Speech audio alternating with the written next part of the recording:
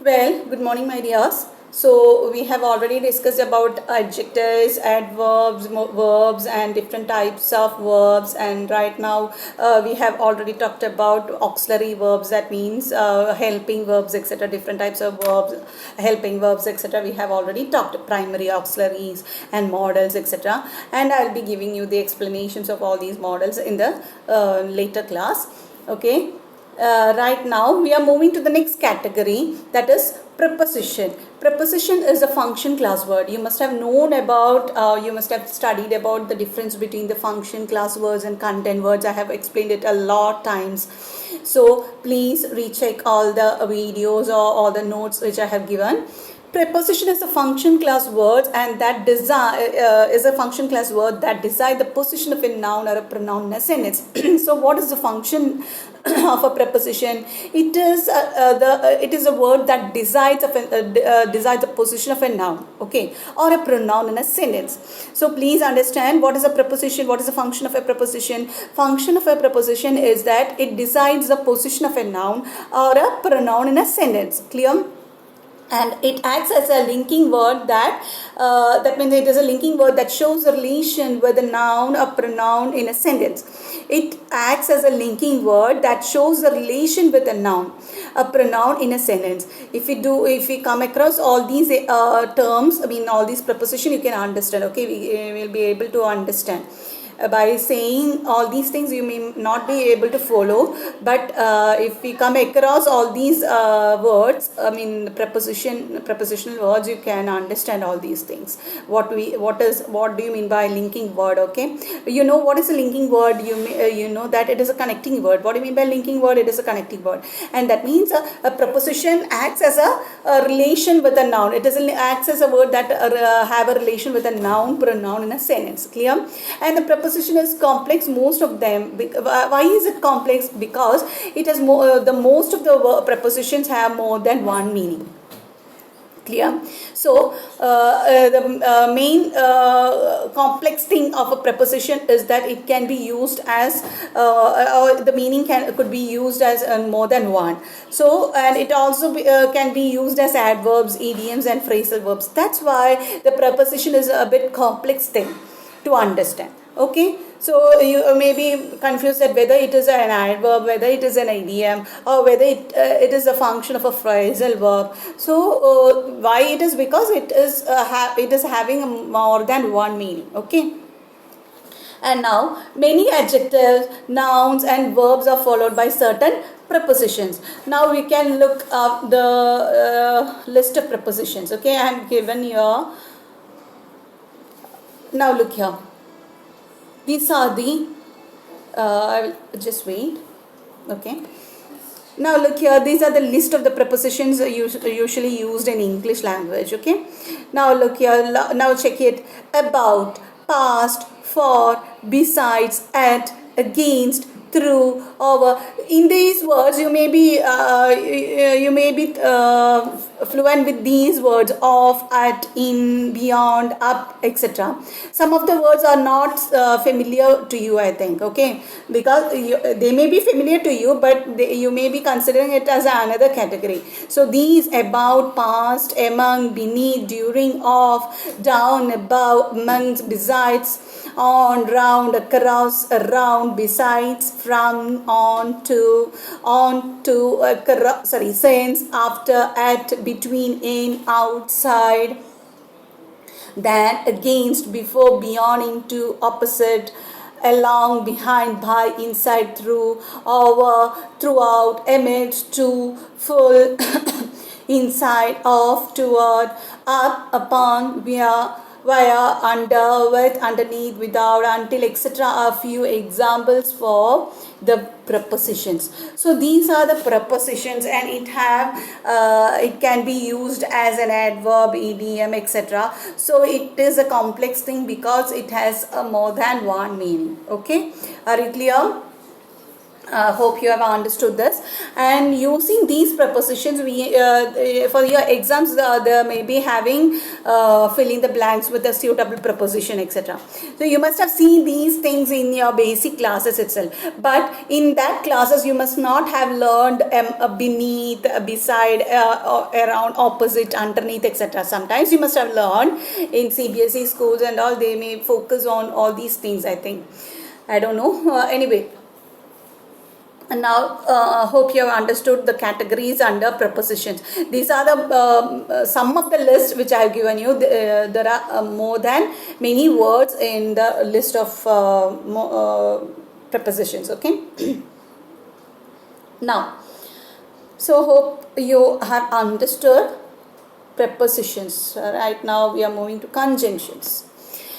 What do you mean by a conjunction? Conjunctions are also a function class word, right? It is also a function class word. Conjunction words are function class words that join words, phrases or clauses or two sentences.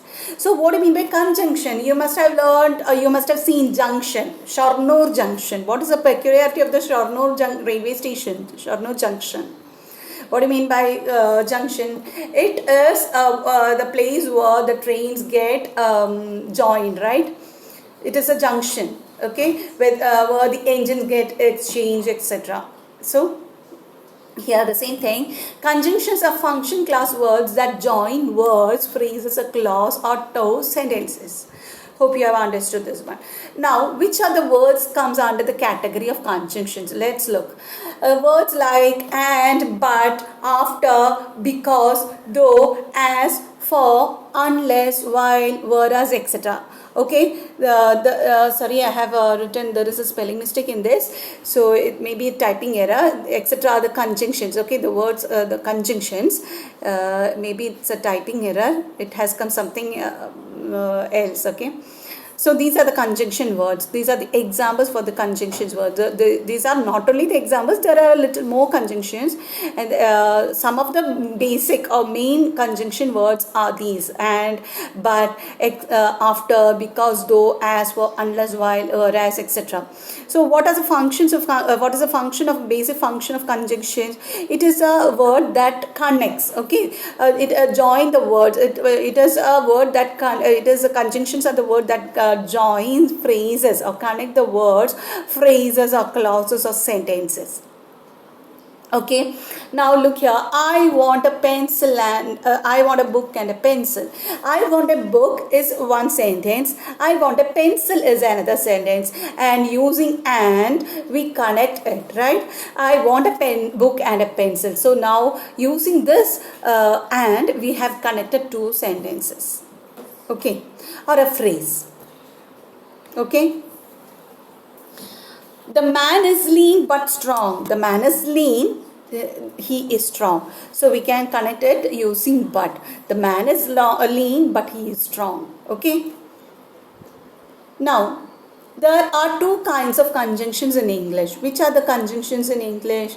They are coordinating conjunctions and subordinating conjunctions. What is the difference between coordinating conjunction? Coordinating conjunction means they are connecting the two independent sentences, and subordinating conjunction means one is a main sentence and main independent sentence, and subordinating, that means subordinating conjunction is where we connect a dependent sentence to the independent sentence. Okay, dependent clause to a sentence, not sentence, a dependent clause to a sentence. So that is the difference between coordinating conjunction and subordinating conjunction. So coordinating conjunction always do connect the independent sentences, and subordinating conjunctions use or connect a dependent sentence, dependent sentence or dependent clause to a independent clause. Clear? So these are the two kinds of conjunctions. So hope you have understood these things. Conjunctions,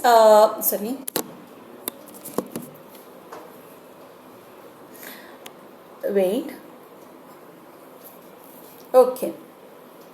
Conjunctions of the words which join the words, phrases, clauses or two sentences.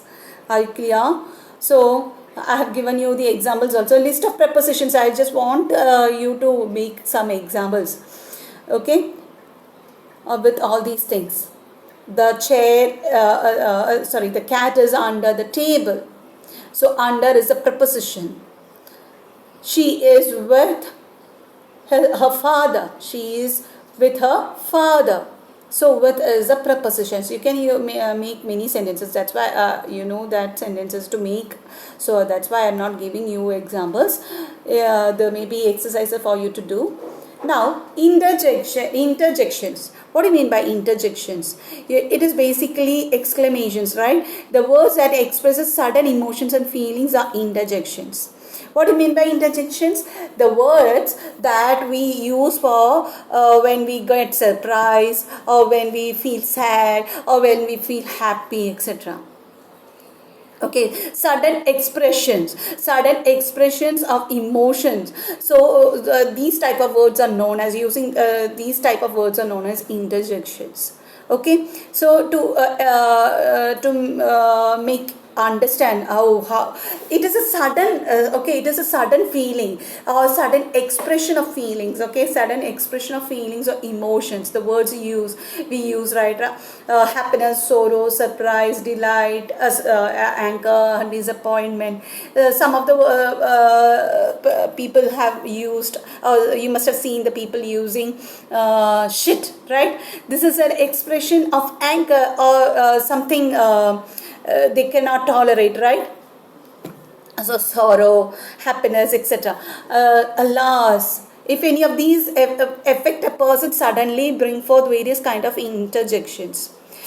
When some emotions, or when surprise, or sorrow, or happiness happens suddenly, it affects a person, and these type of expressions are used in the words like interjections. And interjection is not grammatically related to other words in a sentence. It is a separate word, right? It is a separate word. Now look here. Usually it is a mark with exclamation. Okay, it is a marked with exclamation. Okay. Usually a mark of exclamation, that means you have seen that one dot, one line and a dot below that line, isn't it? And it is the mark for exclamation. Now look here. Alas, I miss her. Hurrah, we have won the match. Hush, hush, the baby is sleeping. Ah, I should have told her truth, etc. Gee, what a surprise. Oh, what a dirty place. You must have used all these things, right? So all these things are, look here, you can see here an exclamatory mark over after all these words. Alas, hooray, hush, gee, ooh, etc. So these are the basic exclamatory marks and as well as exclamatory words, and these words are known as interjections. Are you clear? So we have finished our second chapter of the first module, and I told you that I will be taking all these combined, right? So I think we have finished the second chapter of the first module, and as well as, just wait, let me check whether we have finished that one. Yeah, we have finished the 16th chapter also. So we have finished one of the basic chapter related with verbs, and if any there are other chapters also, okay, we have to get connected with. That means we will be moving to next third chapter in the first module, verb in function, gerunds, infinites, participles. So we will be explaining it in detail, okay. I think and we have already finished anomalous finites, and there is a subject verb agreement in sentence, so that also I have to speak to you. So we will be getting in connected with all these things. Okay, so hope you have understood up to these chapters, and don't forget that our exams are very near. That means our first internal exam will be very near. So please study it properly. I will be giving you the exercises in today's class also. So please try to learn it properly. Okay, thank you, bye.